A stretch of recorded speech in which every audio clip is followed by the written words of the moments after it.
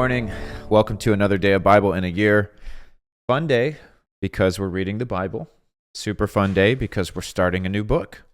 We're in Ephesians 1 and 2. I love Ephesians. I got got some highlights in here. Super fun stuff.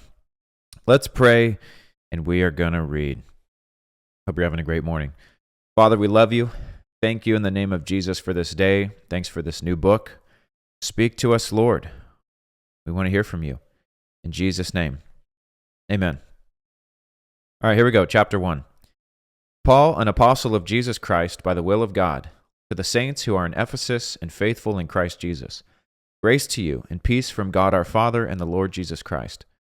Blessed be the God and Father of our Lord Jesus Christ, who has blessed us with every spiritual blessing in the heavenly places in Christ, just as he chose us in him before the foundation of the world, that we should be holy and without blame before him in love, having predestined us to adoption as sons by Jesus Christ to himself, according to the good pleasure of his will, to the praise of the glory of his grace, by which he made us accepted in the beloved.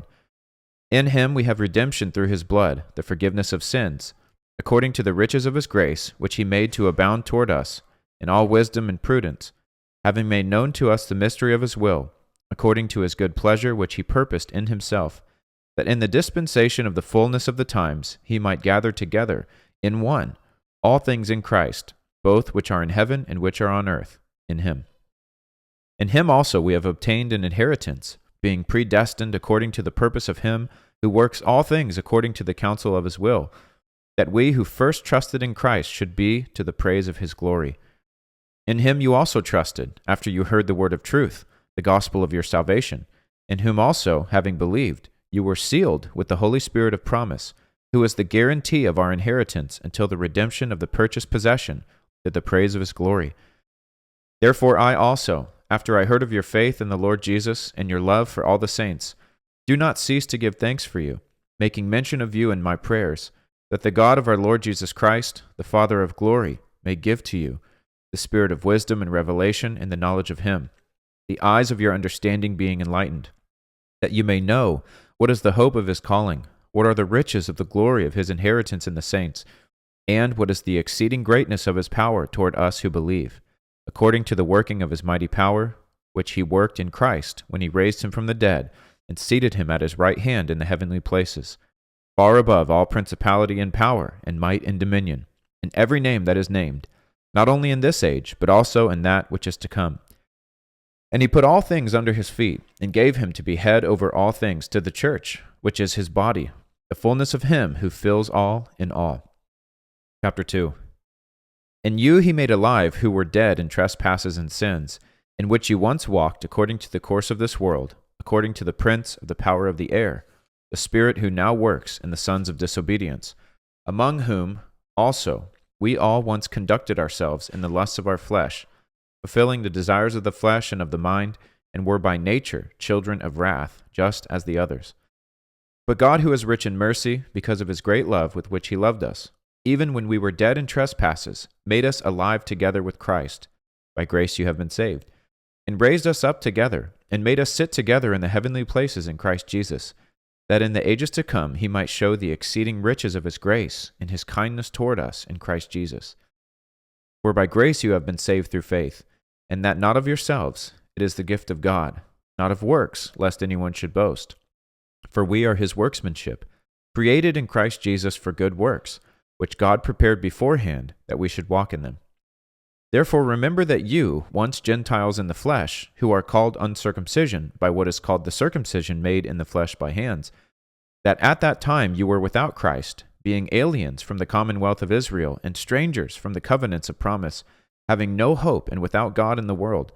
But now in Christ Jesus, you who once were far off have been brought near by the blood of Christ.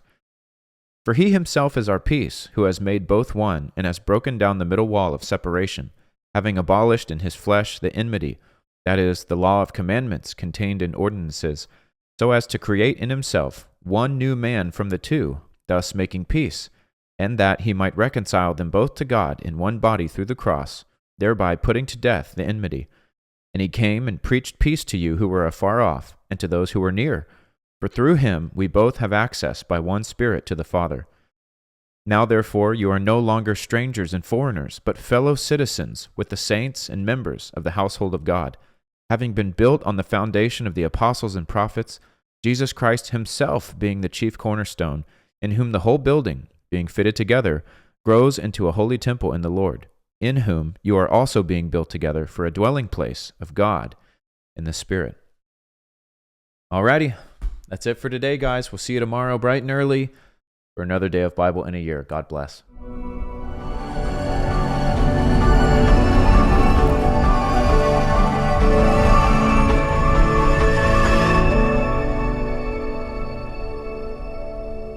Hey guys, thanks for tuning in here with us at Bible in a Year. Can I encourage you to please make sure you like, subscribe, engage with the content, comment on the videos, and then share them. That is how we are going to see a global movement, is if everyone shares it with someone else. This is not about someone getting popular or anything. We're just reading the Bible. So if you want to see the Bible go viral in 2025, share this video and let people know this is happening every single day. Get them involved. I also want to say this, as a prophetic act, what we're doing, this is a lot of manpower, a lot of time.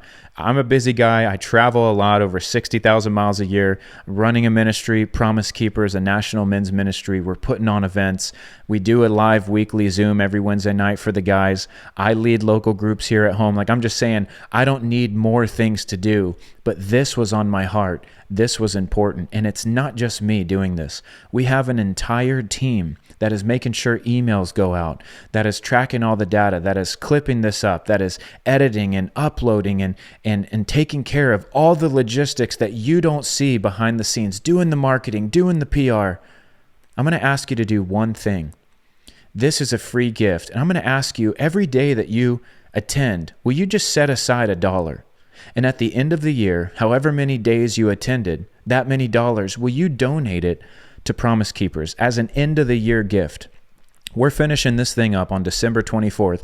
Would you make a donation to Promise Keepers on Christmas Day with however many days you attended? If people around the world did that, we would be able to continue providing free resources just like this. I want you to think about this. This is totally free, and we are using the biggest platform in the world, social media, to get the Bible out there to unreached people groups. Believe it or not, there are still people around the world. There's 3.2 billion people in the world, statistics have shown, that have not heard the gospel. When you share and when you give, you enable us to do this full time. And so I'm just asking, not for you to give right now, not for you to sign up as a monthly giver. Every day you attend, just set $1 aside or make a note. And at the end of the year, make that amount donation to Promise Keepers. If you do that, we will be able to continue reaching the men of America and doing stuff like this, which is going global. So I want to thank you for joining, and we'll see you at the next episode of Bible in a Year.